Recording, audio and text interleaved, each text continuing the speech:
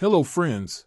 As you know, I'm really passionate about watching movies, and I always try to share the ones with you that truly leave an impact on me. So today, I've brought you a film that I personally loved.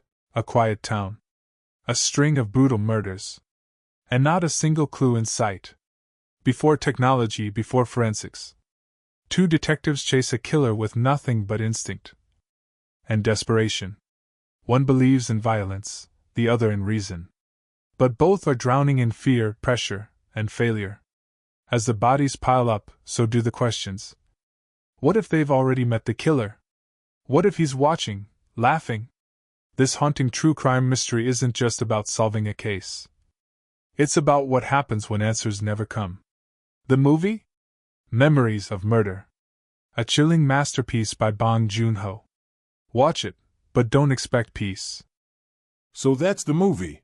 I really highly recommend you go check it out and watch it for yourself.